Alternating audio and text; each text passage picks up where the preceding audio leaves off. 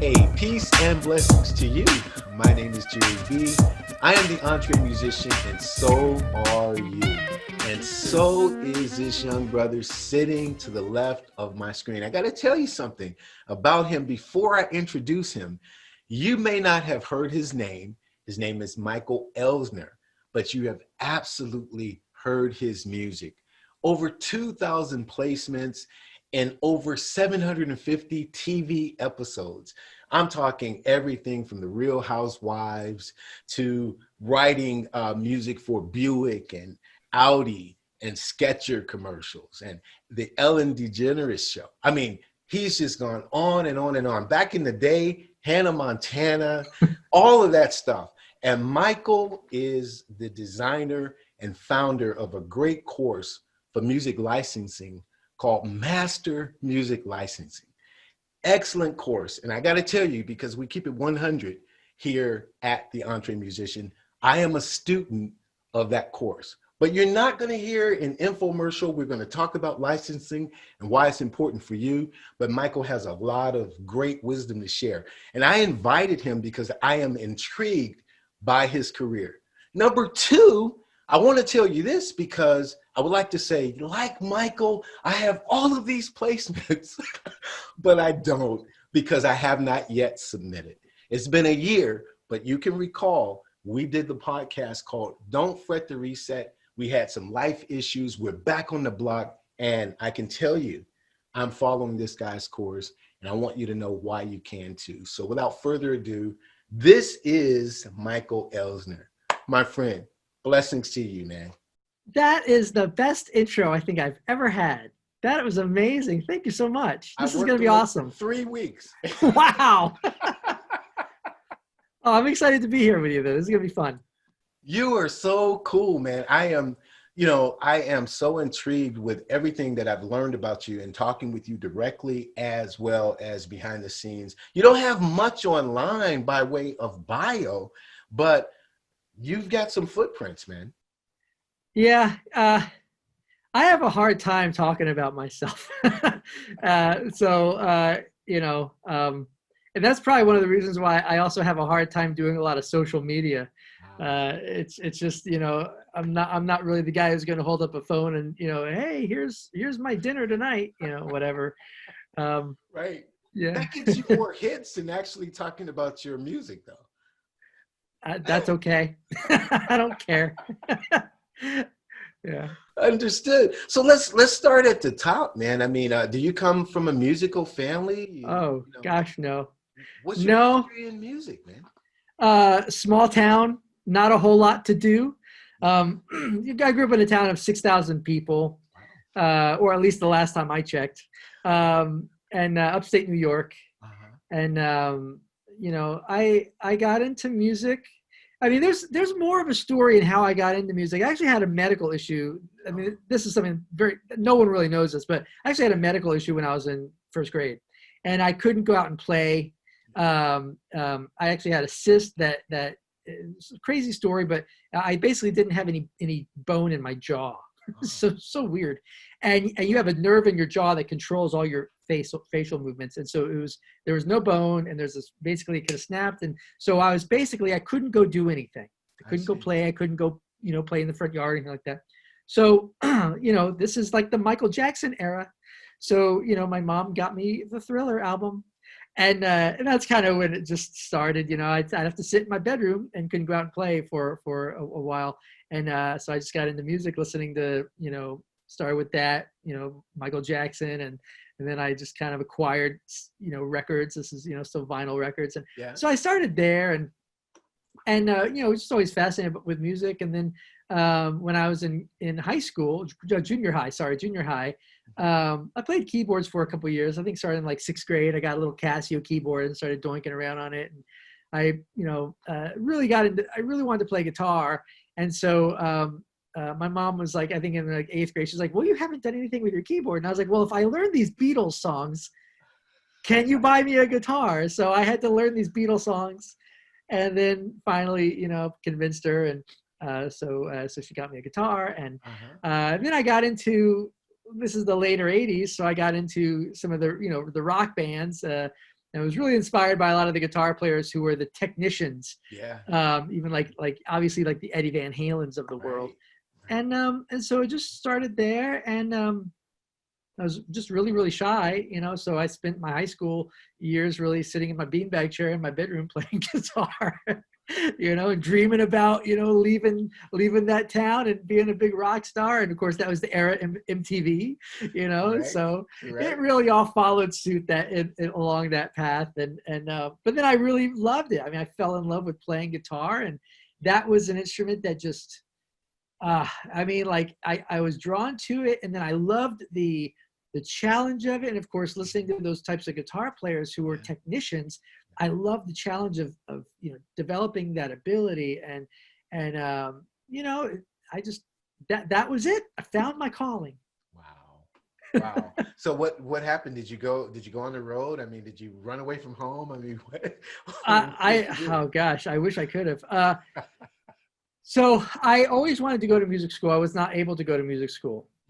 So in 97, I finally had a chance, finally had the opportunity to go to music school. And wouldn't you know it, after so many years of just practicing and playing as fast as I could and all the crazy sweep picking craziness, I developed a whole thing in my arm called repetitive stress injury. It's where your tendons get inflamed, and all the way from your hand through the actual forgot whatever that little thing is that people sometimes get taken out. The carpal tunnel, yeah.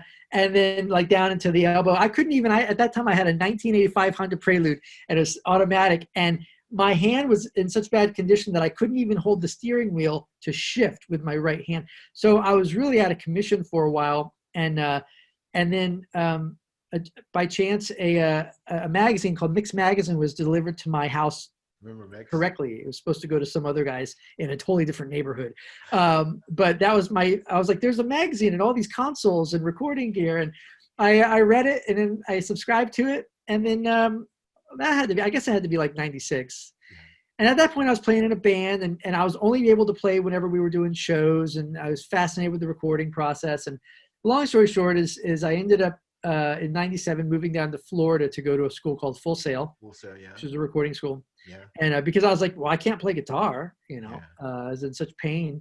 So I went to Full Sail, learned production, and while I was there, my hand started healing up finally, and I came to Nashville the day after I graduated. I graduated November 6th, 1998. I came to Nashville on November 7th, 1998, and perseverance, man. Yeah, well, within a month and a half, I was already in the studio working on some. Actually, one of those records back there is a double platinum album, and I had earned that by January 1st, 1999. So within the first 6 weeks or so of being in Nashville, I had worked on a record that ended up selling 2 million copies. So I just dove headfirst in, and I started making phone calls and showing up. And I didn't know the first thing about what I was doing, but I showed up and then hung out. And the difference in my path was that I grew up in Woodstock, New York, and Woodstock has a bunch of big studios up there. Yeah. So through the 90s, I would just go hang out in the studios, and I was always around studios, so I was very familiar with it. Yeah. Meanwhile, a lot of my other friends who I was playing in bands with, they'd go out to the bars, and I was never a bar guy. Gotcha. So when I came to Nashville, instead of going downtown and hanging out at the bars and meeting other musicians, I just went straight to the studios and started hanging out there, and then that's how I started getting work. And I did that for 4.5 years, and played on a lot of records and produced a bunch of records, and worked my way up the chain. And did a little touring. But in 2003, I was 28, and all my friends had spent the last number of years out touring with all these big artists, and I was always in the studio working on their records, either playing on them or engineering them, or even mixing. Sorry, let me turn this off. And so I got pigeonholed. Nashville's a small town, and I started really trying really hard to land the auditions, but I was known as a studio guy at that point, and it was very hard to break out of. And so in the summer of 2003, I thought, well, I'm going to go out to LA. Let me just go see what happens out here. I hadn't been out there, but I thought I'm going to go out and just let me just go see what LA is like for the summer. Yeah. And I got out there on Friday, June 13th, 2003. And I just remember because it's Friday the 13th, and it was in June. And by the end of July, I was playing guitar on a TV show. Wow. And I was working up in Malibu a couple days a week at this composer's house and playing on a show. I mean, this was awesome. And then that led to doing some films. My first film was Ella Enchanted with Anne Hathaway. And that was my first soundtrack. I played guitar on that. And you know, I mean, it was awesome. And here I was now in a whole other world. Again, I didn't know anyone when I moved there, but I knew the path that would get me in, and the path in was the studio route. And so that was really my path. And then I got on some shows, was playing on some shows, and met some music supervisors. And all the songs that I've been writing during my 4.5 years in Nashville, because I was really trying to get a publishing deal while I was trying to get out of the studio world and into the publishing world. And I kept getting turned down. And so within the first 1.5 years that I was in LA, I had an opportunity to give a music supervisor one of my songs. I gave her a song, my CD, sorry. And within 2 weeks, I had a featured vocal placement on a show called Cold Case. And that was a popular show at the time. Yeah. And so then that opened up the licensing world to me. And then, I started getting another song and another song and another song. And it just kind of started going from there. You know, what's interesting about your story, and just for clarity for those of you who are watching, the myth as musicians is, it seems to be who you know, but you went from New York to Florida, from Florida to Nashville, from Nashville to LA without really knowing anybody or having a big connection. Is that right? I moved to Florida not knowing one person. I moved to Nashville not knowing one person. And I moved to LA knowing one person who had just moved out there about a month before. And I slept in the corner of his room because he was a Nashville guy who went out to LA. So one of my best friends. And so theoretically, I could also say that I didn't know anyone when I moved to LA. Yeah. But yeah, I didn't know anyone. But, there is that thing where people are always like, oh, you got to start at the bottom and work your way up. And I'm like, why? Why don't you just figure out the value you can bring to the situation and go to the top people? And that's what I did. I looked up, and it was probably naive of me because what did I know? I didn't know anything, but I knew that which helped. It did probably not going to music school actually probably helped because, but I probably did it 100% wrong. But when I came to town, or either town, when I went to either LA or Nashville, I didn't want to work with the guys who were slugging it out at the clubs. I didn't want to do that. I wanted to work with the producers who are making the records that I own. Yeah. So just being a stupid long-haired kid, I was like, well, I guess I should reach out to those people and work with them. That's literally what I did, and that to me has been my approach to everything. It's been, and it worked for me both times, and it very quickly both times too, but here's the difference. And the key aspect to this, and I didn't know this at the time until I really looked back but the key aspect here is I approached it with two mindsets. My first mindset was, I just want to be friends with them first. Gotcha. That's what I want to do first. Yeah. The second mindset was, I can't approach them asking them to hire me because I don't have the skill set that a guy from Berkeley or Musicians Institute or like an actual player who knows what they're doing has. Now, I knew what I was doing. I just didn't have, not having the education, the formal education, to me was a big psychological deterrent, because even though I studied this stuff like crazy and I got the magazines and the books and I learned theory but I taught myself, I still had that mental block of, well, these other guys went to school for 4 years and they have degrees, and I'm just some kid who learned in a beanbag chair sitting at home. Sure. So that was a big hindrance to me through my 20s and through my mid 30s. I finally got past that. But to me, my thought was, okay, I'm not going to ask them to hire me as a guitar player because they can hire other people who are better than me and have proof of it. Right. How can I be valuable to them to where they want me to hang out with them every day? How can I bring value to them to where they actually want me to hang out in the studio with them and be a part of the sessions? Yeah. And that was my approach. And I really focused on that. I wanted to be their friend first. Yeah. And then I just wanted to be someone who could hang out and provide value. And that's where actually the engineering background played a big role, because I would get hired. Ultimately, they'd be like, hey, oh, we need an acoustic guitar on this. Man, here, can you just want to go in and play acoustic guitar? Because they knew I played guitar. So I'd go in and I'd strum a guitar, and I knew how to do it. And I was good. I really, worked hard, and I was always working with a metronome, so I had good timing. And but then I would go out and I'd hang in the room with them. This is in the early days of Pro Tools too. And they'd get frustrated. Oh man, I'd be like, what's going on? They're like, oh, I'm trying to move this MIDI. I gotta move this MIDI from here to here. And I'm like, oh, well, yeah, you got to go into block mode for that. Oh, what's block mode? Oh, let me just show you, And then it was like, now I brought value to that equation. That's right. And I did that for years. Wow. Whether it was my Pro Tools knowledge, excuse me, of course, right when we start talking, I get all phlegmy. Excuse me. You know what happened to me before start, so. I know I did. I know. But I think I'm good now. But then to me, the other thing that I brought was the mixing. And I would work with someone, of course, these were composers who were like, they're on a deadline. I'd be like, listen, if you ever need anything, you need some mixing at like 12 at night, call me. I'll be happy to come over and mix. And I did a lot of that. I did a lot of late nights after they would go home or go be with their family. I was the guy who would sit in the studio, and that was the value I could provide until I got to that next level. So to me, the approach to getting to that next level didn't mean starting at the bottom and interning and doing stuff for free. It meant, how can I figure out what I can provide? And even to the point to where there was one engineer who I was working with, and he was working on an SSL console a lot. And I remember I took the manual home for a weekend, and I read a manual on like an SSL 6000, and which is, for those who don't know, it's one of those big consoles with a zillion knobs on it. And I learned, and this isn't anything I was interested in, by the way, but I learned how to run the automation on that thing. Jeez. And to the point to where I was his call, no matter where he went in town, I was the guy that he would call, because while he was a great engineer, he didn't know the automation on the computer. So I would sit there and I'd bring my guitar to the session, and I'd be sitting in the back practicing my scales or reading a magazine or whatever. And he'd be like, Michael, I need to set the trim so I can do some trimming on channel 37. I'm like, okay, let me just do. You're good. And then I'd go sit down and I'd get paid, and I'd be able to hang out with all these other musicians throughout the day and connect with them.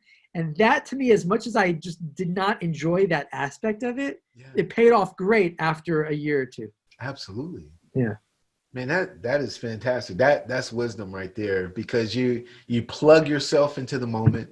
You provide value for others. I forgot what article I was reading. This had to be 5 years ago.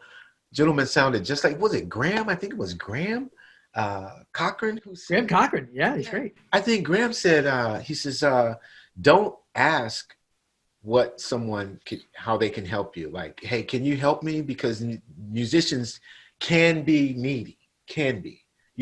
Hey, I have this CD. Hey, I have this song. Hey, can you help me? He says, flip the question and say, how can I help you? Yeah. Hey, you're in town, so is there anything that I can do for you? Yeah. And the next time they're in town, they will definitely remember you. It makes me think of the scene in a movie called Forgetting Sarah Marshall, where I forgot his name, but the curly haired dude who's like who works at the hotel is coming up to, gosh, I forgot all their names now. But he's coming up to the singer guy, and he's like, here's my demo. And it's like, yeah, that's how most people approach it. But you can't approach it like that. You have to approach it with value. And that goes even with the licensing. That's so much of what I teach with the licensing thing is like, look, your job when you're licensing your music is to look at the role of those who are licensing your songs. Right. And your job is to make their job easier. And your job is to serve them. That's no matter what we do. That's right. Whether like I've been fortunate over the years to tour with big artists or bigger artists and play on big stages throughout the world and stuff like that. But even when we walk on stage, we are a service to the people who show up, who are paying the money. That is correct. Just as much as being a service to, like an engineer when I was sitting in the back being an assistant, just learning the machines. Like I didn't want to learn the machines. I'm a guitar player who wanted to write songs, but I would learn the tape machine. Yeah. I would learn the outboard gear so that I could at least stay in the mix long enough to get to that next level. Right. And a lot of people don't want to do that. And I get it, because it's not fun. But the reality is that no matter what we do, even with licensing, so much of licensing, once we're done with writing the song, from that point forward, all we're doing is we're serving our end users. Yes. The whole part of the process, just serving them. And when you make their job easy, you remain top of mind, and they will go back to you, because people want to work with people who make their lives easier. Wisdom. So I told you it's going to be a fun conversation, and we're really just scratching the surface, because I think this is a great reason and a great way to segue into music licensing. But I want to kind of ask some probing questions before we get into the course, because obviously you've been working in the industry for that time where you were submitting CDs, and there were CDs on the shelves, and there was this place once upon a time called Tower Records, and there was this thing called a music industry, and we've seen that kind of shift into not just downloading, but everyone streaming. Was that the necessity for getting into licensing, or was it just a natural flow for you? What was the impetus to say, hey, this is where the industry is going and I'm going with it? Well, initially, when I got into it back in the early 2000s, when I first moved to Los Angeles, it was the open door that I had for the music that I was writing. And, you know, I was living in Nashville prior to moving to LA, and Nashville, especially in the early 2000s, it was very like the Garth Brooks country, you know, or on the female side, maybe the Martina McBride, Faith Hill country. And that was not my world as far as writing music went. I was always, you know, I was always the rock guy, writing rock tracks and wanting to be in a rock band. And so, you know, like I said earlier, I came from like the era of like the Van Halen, you know, the 80s, like Van Halen, Bon Jovi stuff. So it was writing country music was not my forte by any means, or a passion of mine. And so that's why nothing really happened for me when I was here. But when I got to LA and I started getting those songs placed, and even though I was doing a lot of other pop-based stuff, it wasn't just rock stuff, it was very pop-oriented too. That's how I started getting those placements. And at that point, I was like, this is great. This is bringing in money, which is going to allow me to keep pursuing. At that point, I was pursuing again, you know, a record deal, a publishing deal. I was still on that path. That really started changing for me. I started getting out of that pursuit, actually, starting, I think, around 2010. Okay. I pursued that hard through the mid 2000s into the late 2000s. Had a band in LA, did a bunch of records. Met with, I think, virtually every record label during that time. I was working with other artists and meeting with record labels for them. But you know, I finally got to that point in 2010, going into 2011, where I was 35 years old, and I thought, I've done everything I can really since I was 18, between New York and Nashville and here, you know, to do that. Those doors are not opening. I mean, literally, I'm beating my head against the wall. But what's interesting is that the doors that kept opening, every time I would send in my songs to a supervisor, it would get placed, or a couple of them would get placed if I was sending in a CD. And it's interesting because I thought, this is really fascinating. I'm beating my head against the wall to try and get my songs heard, you know, in the traditional music industry. But when I'm sending my songs out, within, you know, a month or so, my songs are on these big TV shows or even films. And I was making money from it. And that's what was supporting the other, you know, path. And finally I thought, this is dumb. Why am I killing myself? And then dealing with all the emotional turmoil of like, man, no one likes my music at the record label, you know, but then I'm still getting all this success in the licensing world. And finally I just had I actually had an epiphany moment, and it wasn't my doing. I was actually on a flight. I was on a flight from New York to from Los Angeles to New York. And just a bunch of things happened. I ended up getting bumped up to seat 1A. And I ended up sitting next to an artist in seat 1B. And we, you know, had a great conversation. This is still back when we had like iPods, and I was sharing my favorite songs with her, and she's sharing songs with me, and we're talking. And she said to me, she goes, Michael, you've had a great career. And I said, I've had the most frustrating career you can imagine, because I've always wanted this, and I never got there. And she goes, every single person on this plane is, because I was, you know, she knew as I was telling her what I'd done, she was familiar with it. And she goes, every single person on this plane has heard your music, right? And I was like, yeah, probably. She goes, when I release a record, I hope that, I hope that people hear one of my songs, because one of my songs gets released. I hope that one of my songs does something and reaches enough people. But all of these people hear your music and they hear it on a constant basis. And I was like, yeah. She goes, that's success. And I was like, yeah, but okay. And I remember like over the next week when I was in New York, it was just resonating in my head. And I got back to California and I was playing on a session with a composer named Matteo Messina. And he's done a ton of stuff. And and we took a break at one point. I said, do you like what you do?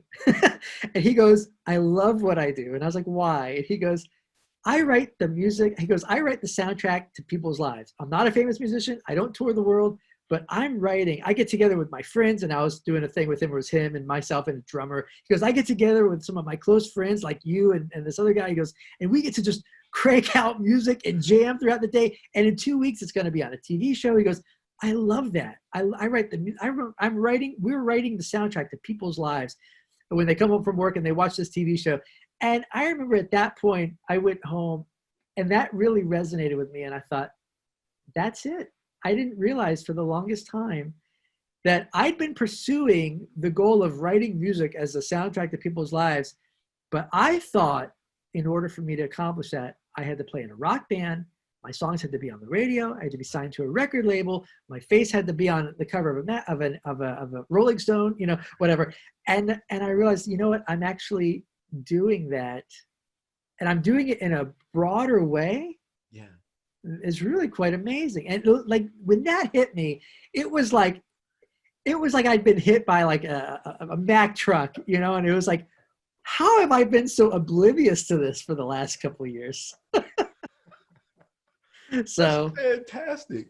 No, yeah. I understand, because that flight, I mean, she was giving you, real juice, because man, she has her fan base, but you've got everybody. You're ubiquitous, That's amazing. So, Yeah, how did that epiphany develop into this wonderful course that you teach and that you developed? Well, the funny thing is that I had no plans on putting together a course. I had no plans on doing anything online, any teaching online, anything like that. And I got to say that the last 2 years, my course has been officially released now for just a little over 2 years. I officially released it officially on September 30th, 2018. Wow. It's my very first real enrollment that I had. I didn't know that. I'm a newbie. I'm a new student. Yeah, you are. Yeah. So it's, but the thing is that I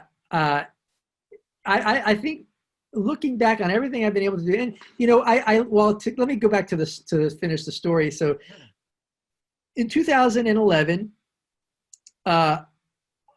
so like I had that big epiphany of 2010-ish, 2011, I started my company, Sonic Trimmer. I started doing trailers. 2010 is when I ended up doing some stuff for American Idol. Did 2 seasons of American Idol. Got the gig writing some tension beds for that show. And I was doing a bunch of TV shows at that point. And it got to the point to where I didn't have to be in LA anymore. And because all the people I was just going to my studio and I was cranking out music all day long, and then I'd go back to my apartment, where I'd go to my storage unit and get some new gear I needed, and then bring it to my studio. And I mean, just stupid. And I realized I was like, I don't want to be living this lifestyle anymore. I don't want to be going to a studio and then going to my apartment and then going to a storage unit and then going back to and it's just madness. And I wanted to live a different lifestyle. So fortunately, accepting licensing as really going to be the path, and stepping away from the artist pursuit opened up the door to go, okay, now I'm going to move elsewhere. And I ended up moving back to Nashville. I had a lot of friends here. I knew a lot of people in LA, but I had a lot of friends still in Nashville. Nashville is definitely very much a community. And so I came back here at the very end of 2011. And I had started my company, Sonic Trimmer, with my writing partner, the trailers by then. And so 2012, I landed a gig playing guitar for a country artist. And so I basically went out on tour from 2012. I say 2010, I meant 2012, all the way up until the summer of 2019. My very last tour was overseas in summer of 2019. So what had happened was I came back, I started touring pretty consistently, which was awesome because I love that. Yeah. And I was able to, we would leave town, catch the bus at, Thursday, leave town, do a series of shows, and be back in town by Sunday. Sunday, I would mow my lawn and do my laundry and my grocery shopping. And then I would go back into writing Monday, Tuesday, Wednesday, and half a Thursday. So I had the best of both worlds doing that, because I was able to go off and play, fake rock star for the weekend. And then I was able to come back into my studio and keep building the licensing business. And in 2017, September 2017, October, somewhere around there, right around 3 years ago, as we're filming this, I did a session for a friend of mine named Rick, who asked me to replace guitar on a record. And I said, yeah, just come over to my studio because I have all my gear here. It'd be easier just to do it here if I'm just replacing guitars. So he brought his artist with him. And his artist was a guy named Bill O'Hanlon, who has been just the biggest mentor in my life. And we took a break. And prior to this, as I moved back to Nashville, I got asked to speak at a lot of conferences on licensing. So I would present licensing. So my process, I did that for years. And then a lot of publishers and artists would hear about me, and then they want to get together for coffee and pick my brain. And I love talking, and I love talking about it. So I would do that. And in the summer of 2017, it had caught up with me because it had gotten to be too much. Almost literally every day, I would have a call or an email or someone introducing me to someone else, whether it's a big publisher at a major company or a record label or an indie artist here in town who wanted to get together and pick my brain. And I would love doing it, but the conversation would turn into 4 hours for a $3, chai tea, and that would eat into my time. And I remember deciding over that summer, I said, I'm not going to do this anymore. I'm just going to write out my process. And anytime someone asks me to meet for coffee, I'm going to send them this little book that I wrote. Yeah. Which the book is what I have, the four-step plan to licensing. Yeah. And and if you have any questions beyond that, then you can call me. And so that leads us into the session. So I did that a couple months prior to this, and Bill, we took a break, and Bill's like, so tell me about yourself. And I said, well, this month I just had my 2000th song placement. And he goes, wow, have you ever thought about writing a book? And I said, actually, I have a little book. I'll send it to you. And he goes, have you ever thought about doing an online course? And I said, I'm never going to do an online course. And his background is in online courses. He's very well known in the online course world. He speaks at a lot of these conferences. And he goes, why not? And I was like, because those are the guys who stand in front of their Lamborghinis and they're like, I have an online, look at my Lamborghini. Here, look at my other Lamborghini. I'm going to show you how to make tons of money. And over the next 3 months, actually that evening when he left my studio, he gave me a copy of one of his books. He's written 38 books. And we left town. I had to do a Northeast run. I think we went up to like Connecticut and West Virginia and stuff like that. And that whole run, those 3 shows, I read this guy's book. And it's called Do One Thing Different. Great book. And I got back into town on Sunday, and I called him on Monday, and I said, Bill, would you mentor me? And so he was the one who spent the next 3 months saying, Michael, you need to put together an online course. And so after 3 months, I was finally convinced, and he really brought it home. He goes, look at all these people that you can reach with an online course. You teach it, you get it out there, you can reach all these people. And it just made sense. So I did it, and I put it out, and then I learned how to, really promote it over the first 9 months of 2018. And which I didn't run ads or anything like that. It was just literally being on podcasts and sharing this process with people. And I got to tell you, it is the most personally satisfying thing I've ever done. I went from the mindset of, well, I'll just do this and put it out there, to something that I look forward every day to getting up and seeing the emails and seeing the conversations that are taking place inside the private group for the enrollees. Sure. And I absolutely love it, because I love the impact that this process is having on other musicians, because it's a process that it works. You follow it, it will get you there. That is absolutely true. And I am trimming my tracks and preparing my album for submission. Now, let's go a little deeper and talk about, why do you think, I mean, of course, you have the placements, you've made the money, but why do you think that John Johnson, who's sitting out there watching us talk with his guitar, why should he consider licensing over being a rock star? Well, I think you should be a rock star, because that was still the greatest experience of my life. Really has been playing and touring, and I've really had a lot of time to think about it this week as well. Unfortunately, a very good friend of mine, who I spent the entire time since I was in Nashville touring with these multiple artists, unfortunately we're filming this on a Thursday. Unfortunately, on Sunday night, he was killed in an accident, and just devastating. But it's a lot of my friends, we've all been talking about it, and it's funny because I think like when I think about him, I just have to smile because I think I had so many great times out traveling this country with him, playing for people in these clubs. You didn't play bars, but playing in these clubs and meeting people, and just the experience of going into a new town and then finding the vinyl record shop and meeting people. I mean, that to me is absolutely amazing. And I'm so thankful to have been able to do a lot of traveling and playing in the last, I guess it would be 8 years of my life and touring. It's been a great itch to scratch. And I think everyone should pursue the artist pursuit. I think there comes a point though, and for me, it was really an age thing, where there comes a point where you just have to go, I'm ready to do something else that's going to be consistent. I got tired I got tired of that struggle aspect of doing the artist thing. And there's a lot of rejection that comes with it. And to me, the thing that I loved about licensing that really drew me to it was the fact that I got turned down by every publisher and record label. I mean, I am a poster child for failure in that side. But at the same point, it's amazing that I have had so much success with the licensing side. And to me, that's been such a joy because I write a song, I put it out, and it gets accepted. And by accepted, I mean it gets placed somewhere, sure. and it generates some placements, and of course the money. I actually was, and I don't know if you want to talk about it or not, but we can, because I actually was writing notes earlier today. I was just going over a song. Now you're in the mastermind group. You might remember a track that I posted where I actually talked about like nylon string acoustic guitar. It was a 2-song, B minor to G. It was a 2-song chord. Yeah. And I was thinking about that recently. Well, basically because we got another royalty statement, recently. And I was looking at that song, and I did this video for the group that you're a part of a year and a half ago, and how much money that one song brought in that one placement. And to be honest with you, when I get my statements, I don't break it down. I don't look at what each song is doing. But as I was scrolling through it, I saw this and I was like, oh my gosh, that song is still bringing in money.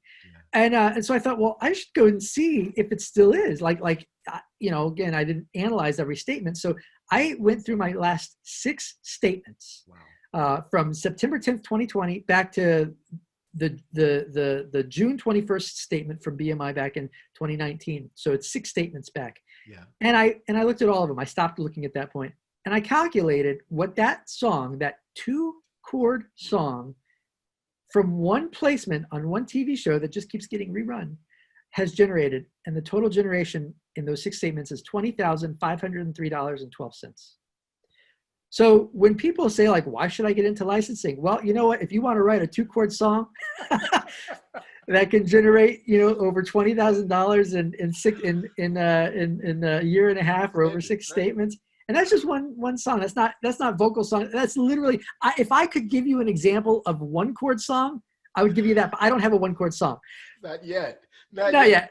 Maybe I'll do one, right? Just to see what happens. But here's 2 chords, and it literally is just the B minor to G over and over. It's a song called Delve to the Deep, and the total generation. I didn't go back further than that 6th statement back, but that to me, that one song, that's just one song. And to me, the whole aspect when it comes to licensing for me, people ask like, how much can one song make? Well, it can make a lot, but you're never going to retire on one song placement. But for me, it's about consistency.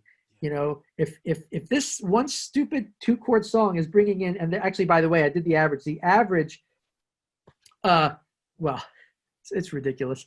The average, and it's rounded. The average is $3,400 a statement. Right, that's the average. It's like and change, but yeah. Okay. Yeah. But when you factor that, if you can do that times 10, or times 20, or 30 or 40, as you start getting more and more consistent placements. Now, granted, that's an average, but let's just go and let's just say that the average is, we'll lower it. Let's just say it's 2,000. let's say that's 2,000. Well, if you can do that 10 times in a statement, in a quarterly statement, that's $20,000. And you do that 4 times throughout the year, that's $80,000. That's $80,000 that you've made on your back end royalties on songs that you've written in your life because you've licensed them to TV shows. Absolutely. That's more than what most people make in a year. That's true. So why get into licensing? I mean, if that doesn't convince you, I don't know what can. or if you're in a 5-piece band, and you're touring, or you sign a record label, and after the recoups and all of the money is dribbled, you're not going to get 20,000 yourself. Yeah. You're going to get more like $13 an hour, Burger King wages. Truly.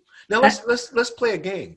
Sure. Okay? Let's play it. Let's play a master music licensing game. Okay. Okay. You're going to tell us what you love about the course, and as a teacher, okay, the founder, and then I'm going to tell you what I love about the course. Okay. And just my observation and interactions with it. Are you asking me, like, as far as what I love about the course, any particular topic, or the result of it? Yeah, just the course itself. Just in I mean, I don't want to spill. I have an answer. First. I have an answer for you. What I like about this course, and I think what differentiates it. And by the way, there are other people who teach licensing. Sure. And I think that if you really want to learn licensing, you should learn from multiple people, because I'm giving you a process that has worked for me, but it is my process. And if you learn from another person, you're going to learn their process. And a lot of it will be the same because it's an industry. A lot of it's going to be the same, but you're going to get some nuggets from me that are different from them. And you're going to get some nuggets from them that are different than me. And if you can put it together, that's really a master's degree in licensing. What I'm giving you in the course is a bachelor's degree. And the reality is none of us learn from one teacher. And I'd be foolish to say this is, I mean, it really is all you need to get there. But I'd be foolish to say, like, you only take this course. Take it, but look, courses are so affordable that you can take another person's program, and literally for under $3,000, you're getting yourself a bachelor's degree in an entire topic. But that being said, the thing that I like about this course, and the thing that I think is extremely unique about it, as opposed to some of the other programs that are out there that I am familiar with, is that this is a step-by-step process. Yes. And that's just the way that my mind works with everything. And that starts probably from back in the day when I was learning how to play guitar. I would create little systems to become better on it in a shorter amount of time. And so to me, everything that I do is based around creating a process. So there's no guesswork involved. And I think that's the thing I really enjoy about it, and that I like about teaching it, is that you go through step 1, and then you take your song into step 2. And then when you're done with step 2, your song is automatically in step 3. And then when you're done with step 3, you're automatically in step 4. And at that point, that's when you're starting to secure the licenses with the song. And then you go back to step 1 again with your next song. Yeah. And you take each step. So there's no question about what's coming next. There's no guesswork involved, and it's all laid out there. And that is my favorite aspect of it, in that it literally leaves no stone unturned or no confusion of, well, what is next? Well, here's the thing. And this is kind of one thing that comes up a lot with musicians who go through it. For example, we all know ISRC codes, right? Correct. Okay, so I do have a little video on ISRC codes in the course, but the reason why it's in the course is because I tell you why they're irrelevant to licensing, right? And the thing is with that is in my licensing course, I never tell you how to get an ISRC code, because an ISRC code tracks sales. We are not doing sales, we are doing licenses. However, the thing with this is that if the question comes up in step 1, like, well, what do I do? How do I get ISRC codes? The reality is that if it's not in step 1, it's irrelevant to the licensing process. Gotcha. Doesn't mean it's irrelevant to your business. It just means it's irrelevant to the licensing business. Same thing with step 2. As you take your stuff through step 2, well, what do I do about sound exchange? If we're not discussing it in step 2, it's irrelevant to the licensing business. Sound exchange does not pay based on licenses, by the way. So same thing with that. And those are the kinds of questions that I've noticed come up a lot. Well, what about this? Well, what about this? Here's the thing. If it's not in the system, it's not that it's irrelevant to your career. It's irrelevant to the process. That's good. And I think that's the whole aspect that I love about the program, is that this is the process. It's what I do. 100% of what I do is that exact process. There's nothing that I do that is not in the course. Yeah. So the way that I look at it is when people say like, oh, you've had 2,000 placements and whatnot. Yeah, I'm a product of this process. That's it. Those 2,000 placements are a product of that process. That example that I gave you of Delve to the Deep, totally generating over $20,000 in the last year and a half, just 1 2-chord song. That is a product of that process. And that's what I like about the course. Wow, that's great. That's a great answer from the founder and the designer of the course.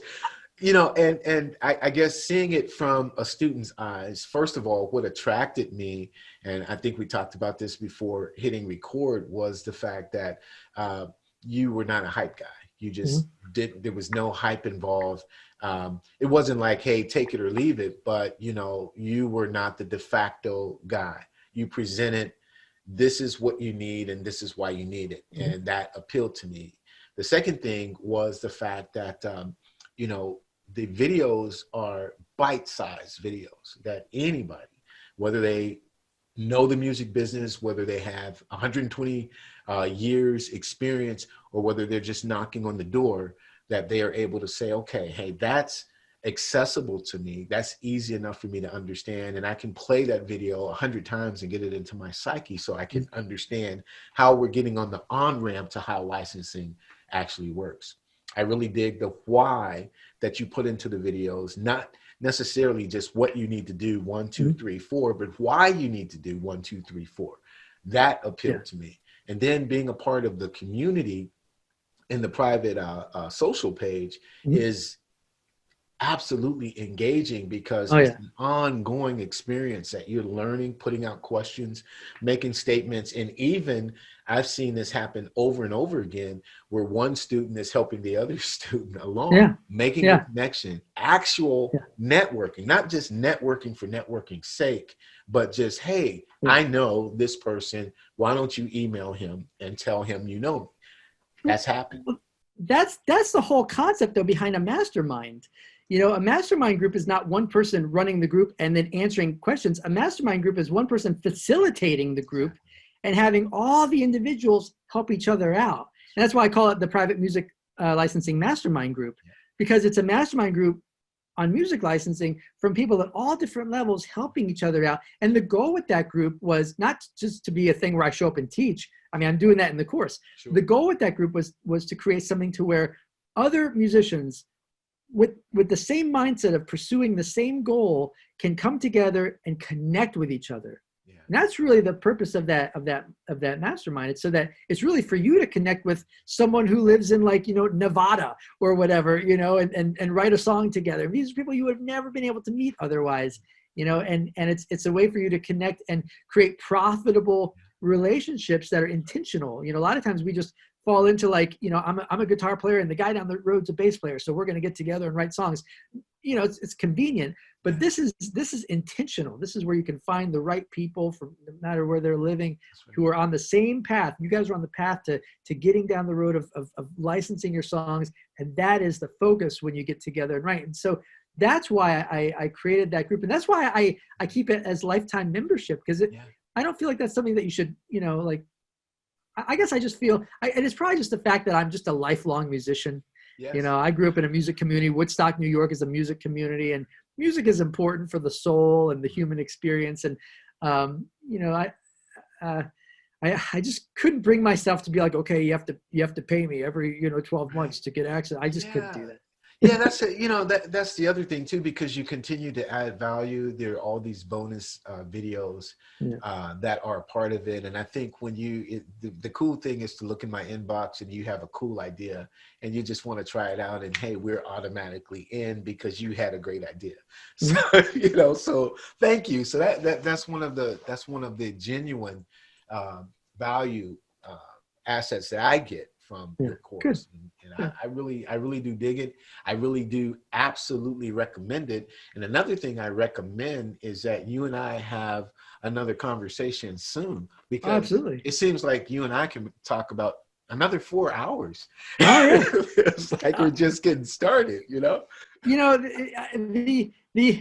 I know what you mean. I think just in general, music is fun to talk about. I think business is fun to talk about.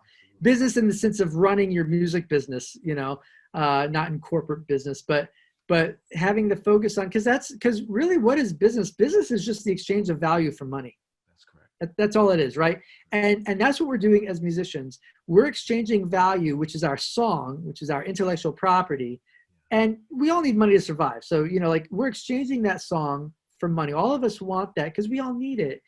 And whether it's getting on stage at, Bobby's Bar and Grill and playing a show and exchanging our songs for people to either leave in a tip jar or for Bobby to pay us for the show, or we're supplying music to music supervisors and music editors for licensing in a TV show, because at that point we're serving them, we're serving the storytellers, the director, the producer, the production company. We're helping them tell their story. We're a service to them, or even just our fans, by letting them buy a record and listen to it and enjoy our music in the car. The reality is music has value, and unfortunately, I think that a lot of musicians have just given into the fact that because of streaming and all that stuff, that music is free. And I get it. It has become that way.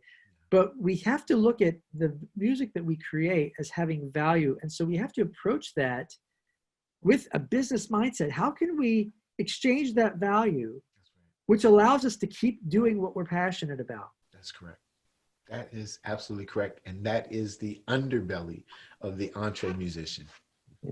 Without that, that's why you are the ultra EntreMusician.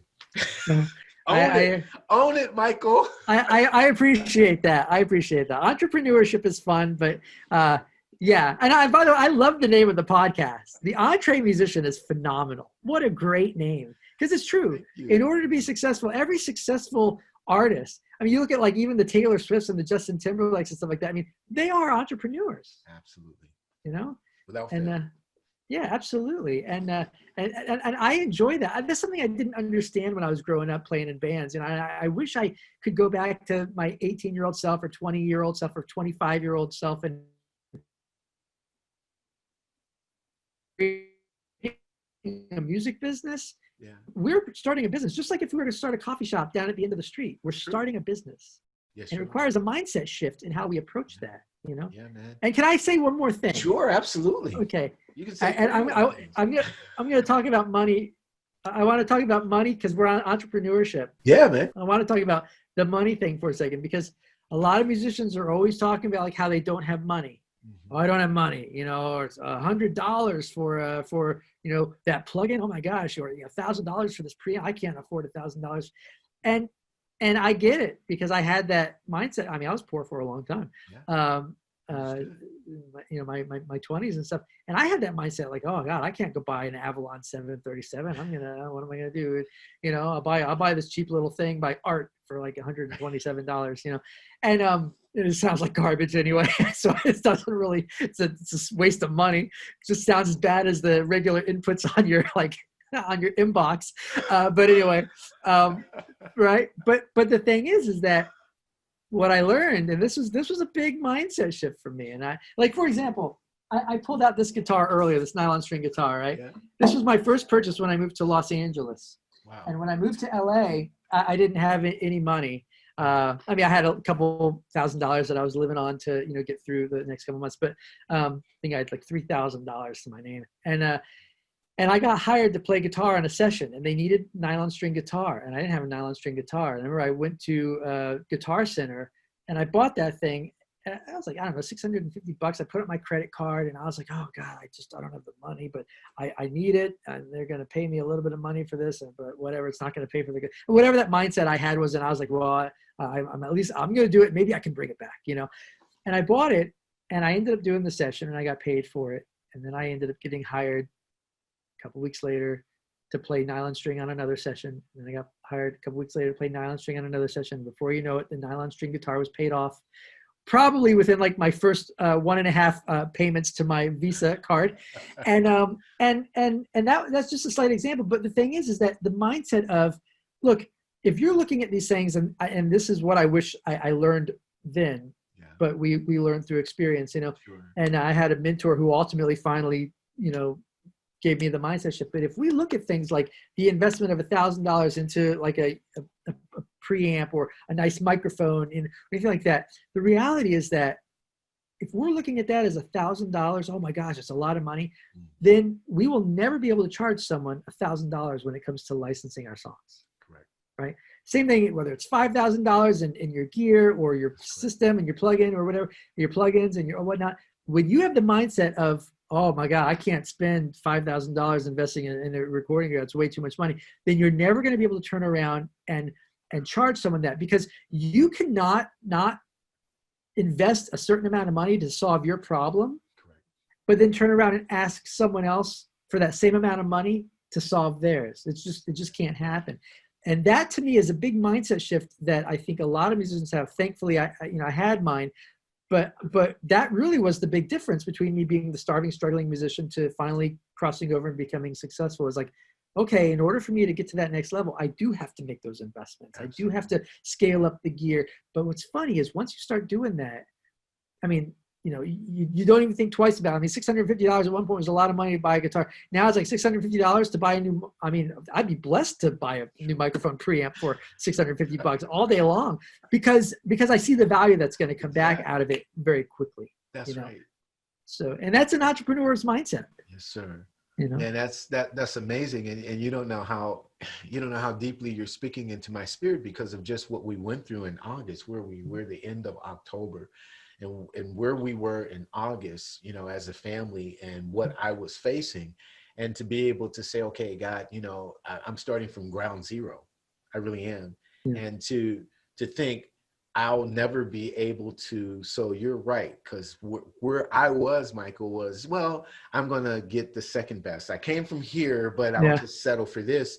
And by God's grace and through perseverance and just plowing through, we're back. Yeah. It's amazing how that happens. Amazing how it happens. Bob Proctor says that it doesn't take a dime to make a decision. Once you make the decision, it comes together. But you have to make the decision. You can't have the mindset of, well, I can't. Because you know what? You're right. If that's the way you think, then you're right. You're correct. But if you can do it and you have that perseverance, if you don't know anybody from Woodstock, New York to Florida to Nashville to LA. Yeah. Well, that's just a matter of going out and talking. But it's kind of like what you said. It's that thing of like, I love the Henry Ford phrase, if you think you can, you're right. And if you think you can't, you're right. And then there's the other attitude of, I play with a lot of musicians who were always have had the negative scarcity mindset. Oh, I don't have any money. I could never do this because I could never afford this. And my thing is like, you have to ask yourself, how can I? Because when you start by saying like, oh, I can never afford, a new car or whatever, well, yeah, your brain shuts down and it never looks for ways to afford a new car. But when you go, my car's on its last leg, how do I afford a new car? Suddenly, that the inner workings of your brain, God created this thing that people can't even figure out how it works yet. It's pretty amazing, right? But it will start working and it will start finding those avenues for you. And to me, I think, I just naturally have a mindset of, I tend to be happy and I tend to be very optimistic. And so I think for me, I was always like, well, I'm going to do this. Oh, you're never going to make it as a musician. Why not? I'm totally going to do it. And then you find those avenues. Now, it wasn't the path I thought I was going to take to get there, but you find the things from where you're at. You find the next opportunity and you jump into it. You find the next opportunity. You jump into it. You see an opportunity. It might not be a good one. Your gut's telling you it's not a good one. Say no, then, whatever. That's right. You have discernment. And many times I've walked into a room and just there was a feeling and it's like, this is not going to be the right person. Yeah. And when I've ignored the feeling, it wasn't the right person. It's just the way it is. But man, you're right. This is this will have to be our second conversation because the scarcity mindset is something that I absolutely, my wife and I, God bless her, we went in this process. And that was another determining factor in getting into master music licensing, because it's like, we have to break our brains. Yeah. And after celebrating 25 years of marriage, we've been through the ups and through the downs. Sure. God has blessed us tremendously. And it's like, okay, how do you envision the next 25 years? And that's we said, we're going to break our brains. We're not going to make the same mistakes. Yeah. We're not going to think the way we did. And it was like, okay, Jere, what are you going to do? Because you're doing the jazz thing. You did the touring, you did the recording. Okay, what's next? Yeah. Wow, I never really considered licensing. But there was Yeah. this guy named Michael, and so we watched through, 15-minute, I don't want to call it an infomercial, but your invitation. Oh, one of the training. Yeah, one of the little trainings. Yeah. And we watched, and it's like, okay, well, that's something we can get into. And I'm really psyched. Good. I'm psyched about you should what be. is going to happen. There's a lot of opportunity for you, man. There's so much opportunity in it that you should be excited. You have a lot of reason to be excited. And here's the other thing. I got to tell you this because of the fact that the one thing that appealed to me with respect to licensing, because if you're a jazz guy or you're a funk guy or you're a rock guy, with licensing, you can just be a guy or a girl who plays whatever these downloads are, and there may be a place for them. Maybe they're not, but you don't have to be pigeonholed into thinking one way and so rigid. And I'm a strange dude, so my music is strange, and we can open up. I think that's probably the reason. I'm with you 100%. I think it's probably the reason why I never got that publishing deal, because I'm like, I grew up listening to like 70s progressive rock, bands like Yes and Kansas, and then getting to the 90s bands like Dream Theater and stuff. So, and of course just being more of the technician guitar player. So I think I just never gravitated to the simple pop, but and I always look for reasons to play solos anyway. But I think that's one of the reasons why licensing was opened up its door, because the music that I wrote, I gotta say, like, I'm never gonna write a pop song for Justin Timberlake. And to be honest with you, I don't want to. Gotcha. If it happens, wonderful. But I am not. I see Nashville musicians all the time that I meet, songwriters who are like, they're trying to write songs for these people, and I think, God, that just sounds awful. Yes. Yeah, I understand it.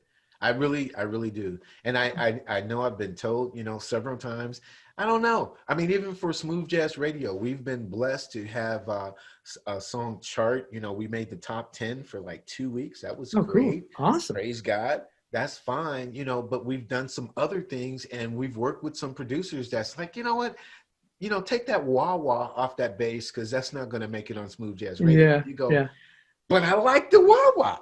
But you got to play the game. If you want to get, as a matter of fact, I'll tell you this, my wife, God bless her, because we were playing consistently on the Weather Channel. Our stuff was on the Weather Channel. Oh, cool. Okay. Yeah. 2004 through 2007, we're just like in that era. Weather on the 8s, they're playing the smooth jazz, and a lot. I always wondered who wrote that music. Well, I mean, we didn't write all of it, but because of their BMI license, they took a lot of sound doctrine stuff, and so that was really cool. That was a great vibe. But I got a call from the music director who said, this last submission you did, we are not going to use the flute. We can't use the flute on it. I'm thinking, what? It's crazy. Well, can you send me another mix? And the purist in me was like, to the nah. I mean, that's the submission. What's up, right? Yeah. And my wife was like, hey, I'm digging the royalty checks. Yeah. So we got an acoustic player to send it in, but it was like, these are the hoops that you have to jump through. Yeah. And the musician in you just wants to be free, just wants to say, this is the way it came to me, and this is the way I want to present it to the world. But everybody can't be Prince or Stevie. Yeah, right. Yeah. Oh my gosh. But the thing is that with the thing I love about licensing is, see, like, I don't care how people use my music on a show. I don't care if they use the acoustic mix or the drum and bass mix, or they take the stems and they I don't care, because these are very skilled individuals who are doing their job to help tell the story visually. And if I can provide something that helps them do that, that's great. But when I create my final mix of the song, like my full mix, the final full mix, that's my vision for it. Got it. All the other mixes that I provide, that's for them. And let them do it and whatever. And I know some people are very possessive. Well, I don't want them, changing up the, well, then maybe this isn't the right route for you. Right. But it doesn't mean that you can't make your own full mix. You create your version of it, and then let your end users like the people on the Weather Channel, maybe because the flute was kind of getting in the way, who knows, if maybe the dialogue or something like that, Exactly. But maybe if that song was played during a scene on Grey's Anatomy, the full version would be great. And so it's like, to me, I feel that the role of a musician when we're writing music for TV is we are serving the story and the end users who are going to utilize that song and manipulate that track how they need to tell the story. Yeah. But that's what we're doing. We're helping someone else tell their story. You know? Absolutely. I agree. And I have my beautiful wife as a barometer. Yeah. It's awesome. Tell the story, Jere. You know, it's awesome. Yeah. Absolutely. But my friend and brother, thank you so much for the time that you allowed us to hang out. It will not, as your schedule allows, be our last conversation. Oh, I hope not, man. This is a good time. It's a great time. I've had fun. I knew I would. That's why I practiced on that introduction the way I did. So. That's awesome. That was a good one. I may have to, like, you know, when that comes out, I may have to write it down and hand it to other people. Be like, do this one. Oh, man. Well, thank you so much. Listen, Master Music Licensing, Michael at Master Music Licensing, I guess is the best way to reach out to you. Do that? You've always been accessible. If there's any other way that you would rather people get into the on-ramp, or when will you be opening up a new course? Or I can give you the update on what's been happening. I actually just this last week, as we're filming, I just released the course is now available at all time. I've created, you know, as I've been doing this, I've been learning that a lot of people come in at different levels. You know, when I created the course, like I said, the course it's like an arrow. Like, we start here and we go here, and we don't divert from that path at all. But I've learned that, and it's important not to divert from that path, by the way. But I've learned that people come into the licensing world at different points in their career. Some people come in, you know, not even having recorded a piece of music. Other people come in going like, I've got 7 albums, you know. So people come in at different levels. Right. And so I've created a number of different things to meet people along the way. So if anyone's interested, you know, you can go to mastermusiclicensing.com. It's called Sync Programs. There's a button at the top. You can click on Sync Programs and you can see what I have offered. If you're beginning and you just don't know where to start, obviously I tell you to download the book. It's free. But if you want to take the book to the next level, I have a master class. It's extremely affordable. It's $37, I think. Yeah, right when you come in, it's $37. If you get it when you come in, if it's on the website a little later, it's a different price. And then what I'm so excited about right now is a 7-day challenge that I've run it twice now, and the response has been unbelievable. And again, that's super affordable. That's only $47, like super cheap. But we start at one point and we go through it, and then as you want to ascend up the learning process, we ascend into ultimately the licensing program, which is the full framework. So basically, that being said, there's something available at all time on the website that can take you to the next level, depending on where you're at. And if you're just starting, even if you do have the money, I would encourage you. The licensing course is probably not the beginning for you. I would encourage you to start at the very least, like the master class, because the licensing course is really geared to being. You have to have your music ready by the time you start the licensing course. Sure. You know, and so it is more like intermediate advanced. So that being said, but yeah, everything is at mastermusiclicensing.com. If you're curious to see what the current offerings are and what would work best for you, just go to the Sync Programs tab and you can click on any of those. You can read all about them. You can see which way would be easiest for us to work together, depending on where you're at in your career. That's excellent. Absolutely excellent. It's my honor. I'm humbled. I look forward to many, many more conversations. And at some point, I'm going to ask you, like you did, Bob, please mentor me. Absolutely. Yeah, I love it, man. I'm looking forward to your first big license and hearing all of that, because it's coming. It's coming. Absolutely. Yeah. Definitely. Well, ladies and gentlemen, this is Michael Elsner, founder, director of Master Music Licensing. You'll see it right at the top of the screen, and get in touch with him. Check out one of the courses. Start with the master class, as he said. Get in where you fit in, because he has a course for you. You'll see much more of him, but listen to your TV. You will hear this guy on your TV commercial. Even if you go to work, you may be listening to a corporate video that the music is coming from Michael Elsner. He's just ubiquitous. So check him out. And it's been my honor to have this great conversation with you. My name is Jere B. This is Michael Elsner. We are EntreMusicians, but so are you. Absolutely. We'll see you again next time. Bye-bye.